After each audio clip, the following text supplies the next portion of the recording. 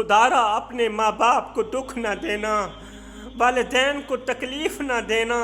جوانوں، ماں باپ ایک ایسی دولت ہے جسے پانے کے بعد انسان غریب ہونے پر بھی فخر محسوس کرتا ہے۔ ماں نہ ہو تو دل کو دلاسا دینے والا کوئی نہیں ہوتا، اور اگر باپ نہ ہو تو زندگی کی دوڑ میں اچھا مشورہ دینے والا کوئی نہیں ہوتا۔ اور سنو جوانوں، حضرت علی نے فرمایا جو لوگ والدین کی خدمت سے محروم ہیں، جو لوگ والدین کی خدمت سے محروم ہیں، وہ مال کے ہونے کے باوجود بھی غریب ہیں۔ رسول خدا صلی اللہ علیہ وسلم نے فرمایا جس شخص نے اپنے ماں باپ کو خوش رکھا وہ ایسا سمجھے کہ اس نے خدا کو خوش رکھا۔ جس شخص نے اپنے والدین کو خوش کیا اس نے خدا کو خوش کیا۔ جوانوں آؤ، میں تمہیں بوڑھی ماں سے صرف محبت نہیں مودت کرنے والے نوجوان کی سچی کہانی سناتا ہوں۔ عرب کی عدالت نے اپنی تاریخ میں ایک ایسا عجیب و غریب مقدمہ دیکھا ہے جو کہ اس سے پہلے کبھی نہیں دیکھا تھا۔ ایک شخص تھا جس کا نام حیزان تھا، عرب کی عدالت میں بیٹھے زاروں قطار خون کے آنسو روتے ہوئے، عرب کی عدالت میں بیٹھے زاروں قطار خون کے آنسو روتے ہوئے ایک شخص نے کہا، لوگو میں مارا گیا، لوگو میں لوٹا گیا، میں ناکام ہو گیا، میں تباہ ہو گیا، میں برباد ہو گیا۔ آخر کس بات نے اسے رونے پر مجبور کیا؟ کس بات نے اسے اس قدر چلانے پر مجبور کیا؟ یہ قصہ کوئی تصوراتی نہیں ہے بلکہ یہ سچا اور حقیقت پر مبنی قصہ ہے۔ حیزان نام کا ایک شخص تھا جو کہ اپنی ماں سے بڑا ہی پیار کیا کرتا تھا۔ اکیلا ہونے کی وجہ سے وہ اپنا سارا وقت اپنی ماں کی خدمت میں صرف کرتا تھا۔ وہ ماں سے بڑا ہی پیار کرتا تھا، ماں سے بڑی محبت کیا کرتا تھا۔ یہ ماں بوڑھی اور ایک لاچار عورت تھی جو کہ بڑی امیر بھی نہیں تھی، غریب ہی غریب، جس کی ملکیت میں پتل کی ایک انگوٹھی تھی، بس اتنی امیر تھی۔ سب کچھ ٹھیک جا رہا تھا، اس کی زندگی ماں کی خدمت کر رہا تھا، سب کچھ ٹھیک جا رہا تھا۔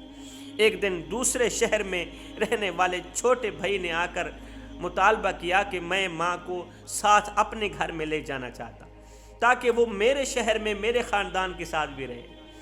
حیزان کو اپنے چھوٹے بھائی کا آنا اس طرح آ کر ماں کو شہر لے جانے کا ارادہ ایسے لگا جیسے اس کے اوپر کوئی پہاڑ ٹوٹ پڑا ہے، کیونکہ حیزان تو اپنی ماں سے دل و جان سے محبت کیا کرتا تھا، اس کی خدمت کے بغیر نہیں رہ سکتا تھا۔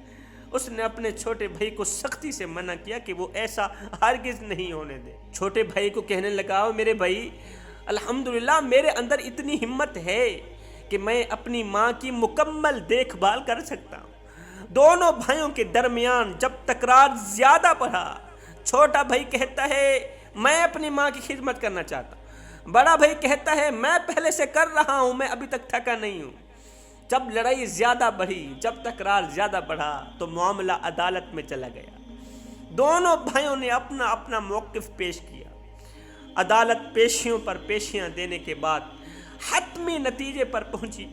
مقدمے کی طوالت سے تنگ آ کر عدالت کہنے لگی، آئندہ والی پیشی میں اپنی ماں کو بھی ساتھ لے کر آنا۔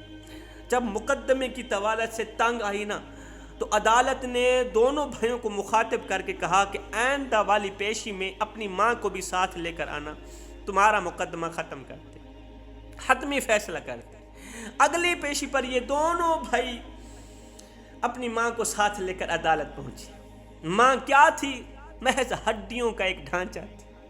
اللہ اکبر، ہڈیوں کا ایک ڈھانچہ تھی۔ قاضی صاحب نے بڑھیا سے پوچھا، بڑھیا کیا تو جانتی ہے کہ تیرے دونوں بیٹوں کے درمیان خدمت کا تنازع چل رہا ہے؟ دونوں چاہتے ہیں کہ دونوں آپ کو اپنے پاس رکھیں، ایسی صورتحال میں آپ کس کے ساتھ رہنا پسند کریں گے؟ بڑھیا نے کہا، میں جانتی تو ہوں مگر اس بارے میں کچھ نہیں بتا سکتی، اس لیے کہ یہ دونوں میری آنکھوں کے تارے ہیں، دونوں میرے بیٹے ہیں، دونوں اپنی اپنی جگہ پہ مجھے پیارے ہیں، میں کسی کی سائڈ نہیں لے سکتی۔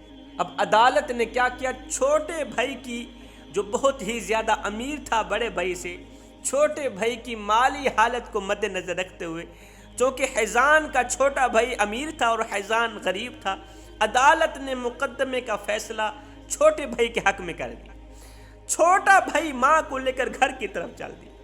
چھوٹا بھائی بڑے بھائی سے ماں کو چھین کر گھر کی طرف چل دیا۔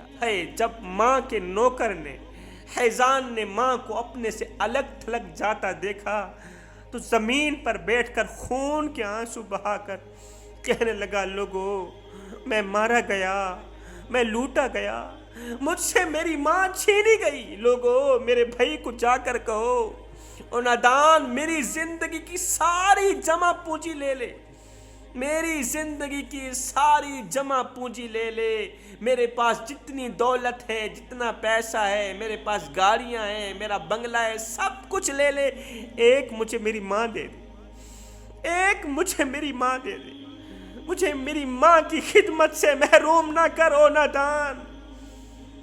یہ وجہ تھی اس قدر دھانے مار مار کے رونے کی جوانوں۔ ہائے کتنے قیمتی تھے یہ آنسو۔ جب یہ آنسو آنکھوں سے نکلے ہوں گے تو کیا فرشتوں نے انہیں زمین پر گرنے سے پہلے اپنے ہاتھوں پر نہیں اٹھا لیا ہوگا؟ ماں کی دعا انسان کو عزت کے فرش سے اٹھا کر خدا کے عرش تک لے جاتی ہے۔ اور سنو جوانوں، عبادت اس مقام تک نہیں پہنچاتی، نماز، روزہ، حج، زکوٰۃ اس مقام تک نہیں پہنچا سکتے جہاں بوڑھے والدین کی خدمت پہنچا سکتی ہے۔ حضرت امام باقر رضی اللہ تعالیٰ عنہ نے فرمایا 3 چیزیں ایسی ہیں جنہیں ترک کرنے کی اللہ تعالیٰ نے کسی کو بھی اجازت نہیں دی۔ 3 چیزیں ایسی ہیں جنہیں ترک کرنے کی اللہ تعالیٰ نے کسی کو بھی اجازت نہیں دی۔ نمبر 1، امانت ادا کرنا چاہیے۔ امانت ہر حال میں ادا کرنا چاہیے، نیک شخص کی ہو یا برے شخص کی ہو، امانت امانت ہی ہوتی۔ فرمایا نمبر 2، وعدہ کرو پورا کرو، وعدہ پورا کرنا چاہیے۔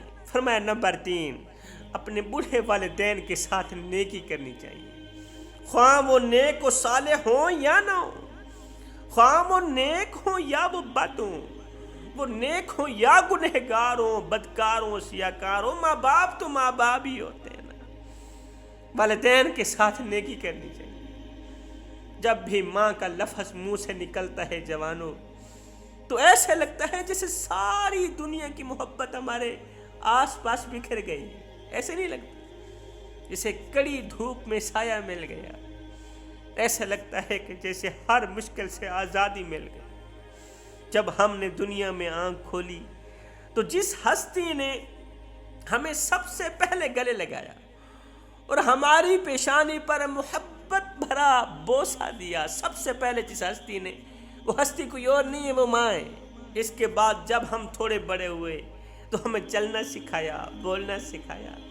تو جب ہم نے اپنی توتلی زبان سے پہلی بار ماں کا لفظ پکارا تھا نا، اپنی توتلی زبان سے جب ہم نے پہلی بار اماں کہا تھا تو ماں ایسے خوش ہوئی، ایسے خوش ہوئی جیسے ہم نے اسے دنیا کی سب سے بڑی خوشی دے دی ہو۔ میں دعا کرتا ہوں مالک ہمیں دل سے والدین کی خدمت کرنے کی توفیق عطا فرما۔